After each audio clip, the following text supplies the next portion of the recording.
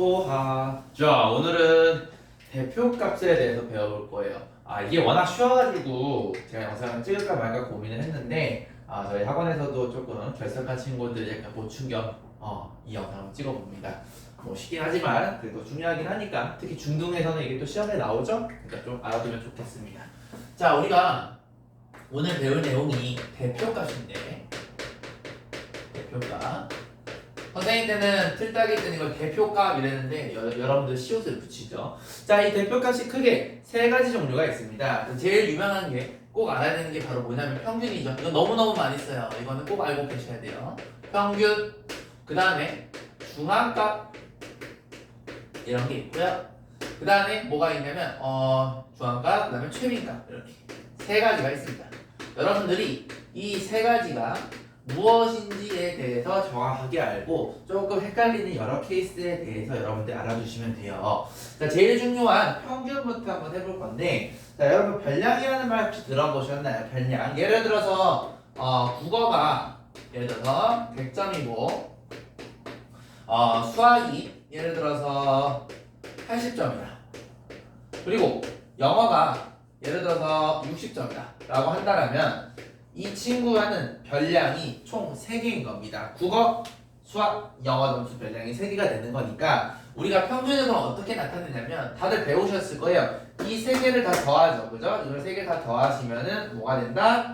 100 더하기 80 더하기 60이 되니까 이거 해보시면 얼마냐면 얘가 240이에요. 240을 과목 수만큼 나누게 되면은 우리가 원하는 평균인 80점이 나타난다 라는 걸 우리는 알 수가 있습니다. 그러니까 평균은 여러분들 워낙 잘 아는 내용이죠. 그죠? 자, 그래서 평균의 정의는 뭐냐면 분모는 그렇지 별량의 수가 되는 거야. 여기서는 과목 수가 되겠죠. 여기는 뭐가 되겠어? 총합이니까 얘는 변량의 총합라고 이렇게 얘기할 수가 있겠죠? 이게 바로 평균의 정의입니다. 그리고 이건 너무나도 여러분들이 잘 알고 있는 내용이니까 이 정도만 하고 넘어갈게요. 하지만 잘 아는 내용이지만 여러분들 고등학교 3학년 때까지는 어쨌든 그래도 이 밑에 있는 것보다는 이 평균이 수천만 배 더 중요합니다. 이것에 대해서는 많이 다뤄보고 익숙해지셨으면 좋겠어요. 자, 그 다음에 이제 중앙값인데, 그러니까 중앙값은 뭐냐면 여러분들이 크기, 순서대로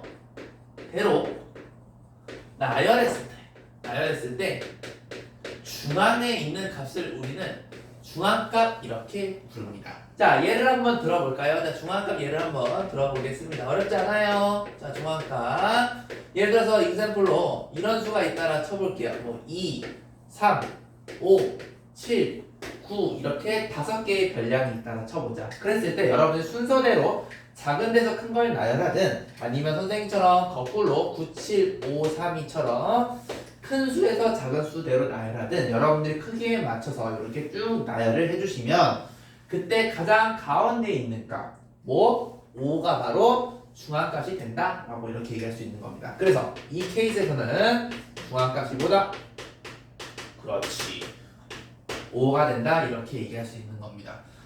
만약에 중복대 값이 있더라도 달라질 건 없어요. 그래서 2, 3, 5, 7 예를 들어서 이렇게 돼 있다 한다면 중복된 것도 여러분들 소팅을 그대로 똑같이 톡톡 써주시면서 가장 가운데 있는 값, 즉 여기서 3이 되겠죠? 이때는 중앙값이 뭐가 된다? 3이 된다 라고 이렇게 여러분들이 이해해 주시면 되겠습니다. 괜찮으세요? 어찌됐든 간에 순서대로 나열했을 때 중앙에 있는 값을 써주시면 됩니다. 그럼 이제 이런 친구가 물어볼 수 있어. 선생님 요거 같은 경우는 개수가 풀수니까 가운데 있는 값이 유일하니까 전혀 문제가 되질 않는데 만약에 선생님 지금 제가 써놓은 것처럼 짝수기면 어떻게 해요? 예를 들어서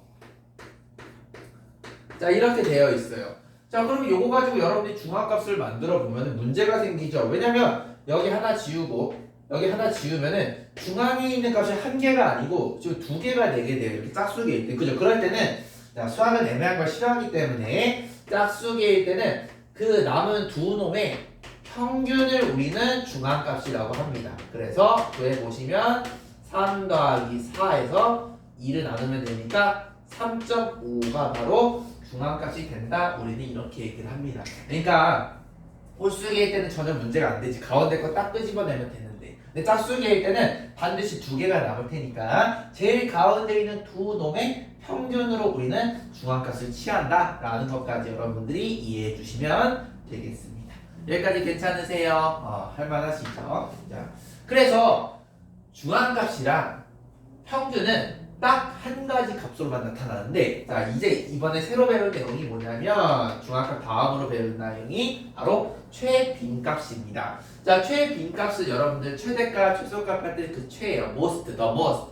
빈은 빈도를 의미합니다. 그래서 가장 많이 나타나는 값을 우리는 최빈값이다 라고 이렇게 얘기를 합니다. 그래서 가장 많이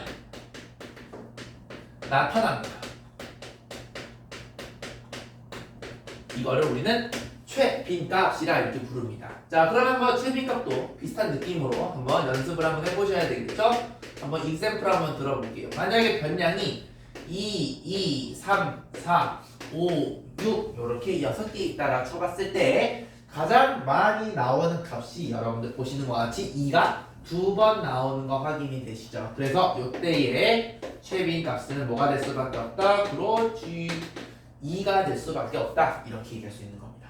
자, 그러면 친구가 또 이렇게 물어볼 수도 있겠지. 쌤, 만약에 2, 2, 3, 3, 4, 5, 6 이렇게 별량이 7개 있을 때는 어떻게 돼요? 물어보시는 친구들. 자, 2도 지금 두 번 나오고요. 맞아요. 그리고 3도 지금 두 번 나오죠. 자, 이럴 때는 최빈값이 몇 개가 있는 거야? 두 개가 있는 것이다. 그래서 얘는 최빈값이 두 개가 존재하는 거예요. 뭐다? 그렇지. 2와 3이 된다. 이렇게 여러분들 얘기할 수 있다라고 보시면 되겠습니다. 여기까지 괜찮으세요? 자, 그러면은 극성상한 문제긴 하지만 이런 거 내면 안 되는데 의미가 없으니까. 근데 이렇게 뭐 냈어. 예를 들어서 1, 2, 3, 4 이런 게 있어요. 지금 보시면은 얘네는 모두 다 한 번씩 나오기는 했죠. 그렇지만 얘는 우리가 최빈값이 없다라고 이렇게 얘기를 합니다. 자, 그래서 얘는 최빈값이 존재하지 않는다라고 이렇게 얘기를 합니다. 그래서 여러분들 좀 기억을 해두셔야 될 게 최빈값은 없을 수도 있고 있을 수도 있는데 있으면은 한 개일 수도 있고 두 개일 수도 있고 뭐 여러 개가 될 수도 있다는 얘기예요. 그래서 최빈값이 조금 내신에서는 헷갈릴 수 있다 보니까 여러분들 요거에 관해서는 조금 제대로 알아두시는 게 좋겠죠. 여기까지 괜찮으세요? 여러분들이 평균과 중앙값과 최빈값의 정의가 무엇인지 정확히 아는 상태에서 조금 헷갈리는 그런 별량에 대해서도 여러분들이 핸들링 할 수 있게끔 연습해 주시면은 여기 파트는 크게 문제가 되질 않습니다. 여기까지 괜찮으세요? 그래서 여러분들이 간단하게 이렇게만 알아보면은 되게 쉽겠지만 조금 공부를 깊게 하는 친구라면은 왜 대표값이 이렇게 세 종류가 있고 이 세 종류를 언제 쓰는지 궁금한 친구들 분명히 있을 거예요. 그러니까 어떤 데이터에 따라서는 대표값으로 평균이 더 적합할 수도 있는 거고 중앙값이 더 적합할 수도 있는 거고 최빈값이 더 적합할 수도 있는 거야. 뭐 예를 들어서 한번 제가 예를 한번 들어볼까. 이거는 여러분 조금만 생각하면 그냥 아는 것들이니까 어떤 한 반에 10명의 학생이 있는데 빵점 4명이 있고요. 그 다음에 40점, 50점, 60점, 70점, 80점 몇 명이? 하나, 둘, 셋, 넷, 다섯, 여섯, 일곱, 여덟, 아홉 이렇게 100점 이렇게 총 10명의 점수가 있다고 쳐봐. 별량이. 자, 그럼 여기서 여러분들 평균을 한번 구해보시면 평균은 그럼 어떻게 되겠니? 그치, 얘네들도 빵점 맞았다고 여러분들 사람이 아닌 건 아니죠. 그러니까 사람을 쳐주셔야 돼요. 별량에서 10 얘들 다 더하시면 되겠네요. 90, 150, 220, 300, 400이 되겠네요. 10분의 400이니까 평균은 이 반의 평균은 40점이다 이렇게 얘기할 수 있는 거지. 여기까지 괜찮니? 자, 그 다음에 이제 우리가 따져볼 게 이제 뭐가 되겠어요? 그렇죠. 중앙값도 한번 보셔야 되겠죠. 자, 중앙값을 한번 보시면은 중앙값 따져볼게요. 가운데 있는 값 4개 날려볼까? 통통통통. 여기도 4개 통통통통. 40과 50만 남은 거 보이죠? 요 놈의 평균이 될 테니까 중앙값은 짝수계일 때 나오는 평균이 돼요. 요것도 기억해 두셔야죠. 그래서 45점이 된다는 거 우리가 알 수가 있겠죠. 그래서 중앙값이랑 평균값은 요 데이터에 한해서는 뭐 거의 비슷하게 나타나고 있는 거 확인이 가능하시죠? 괜찮으시죠? 자, 근데 여기서 골 때리는 게 발생해요. 바로 최빈값인데요. 만약에 여러분들이 요 데이터에 한해서 최빈값을 구해주면 어떤 일이 벌어지느냐? 0이 제일 많이 나타났기 때문에 최빈값은 0점이 됩니다. 자, 근데 여러분들이 만약에 이 데이터의 대표값을 최빈값으로 결정하게 되면은 이게 올바른가 안 올바른가를 좀 생각했을 때 올바르지 않다라는 거 느껴지시나요? 왜냐면 물론 0점이 가장 많이 나온 건 맞는데 맞죠? 맞는데 지금 보시는 것과 같이 40, 50, 60, 70, 80, 100 공부 열심히 하는 애들의 노력마저도 지금 무시되는 것 보여요. 그러니까 최빈값은 현재 데이터에 관해서 우리가 관찰했을 때는 올바르지 못하는구나 라는 것도 여러분들이 여기서 생각할 수 있겠죠. 여기까지 괜찮으세요? 근데 만약에 예를 들어서 이게 그 데이터가 바뀌어가지고 여기 40점 맞은 애도 0점 맞고 얘도 0점 맞고 얘는 20점 얘는 뭐 30점 얘도 빵점 얘는 뭐 100점 맞았다 쳤을 때 요때 최빈값의 0점은 좀 전보다 좀 의미를 더 많이 갖겠지. 왜냐면은 시험이 어려웠나 본지 대다수들이 빵점을 맞았으니까. 이해됐어요? 그래서 여러분들이 데이터의 어떤 그 별량과 종류에 따라서 최빈값을 쓸지 중앙값을 쓸지 평균을 쓸지는 좀 고민을 해보셔야 되겠다는 겁니다. 그래서 여러분들 이거는 어떤 걸 쓰는 게 더 좋다 이렇게 외우는 게 아니고 데이터를 분석해서 뭔가 어떤 셋 중에 뭘 쓰는 게 제일 합리적인 것인가. 어떨 때는 뭐 세 경우가 더 똑같이 나오면은 그냥 셋 중에 아무거나 쓰셔도 되겠죠. 여러분 데이터의 특성에 따라서 요것들은 달라질 수 있다는 점 여기까지 이해해 주시면 되겠습니다. 도움이 많이 되셨다면 좋아요, 구독 한번 부탁드리고요. 우리 학원 친구들도 이거 도움이 됐으면 좋겠습니다. 오늘 여기까지 뿅 수고 많으셨어요. 바이바이.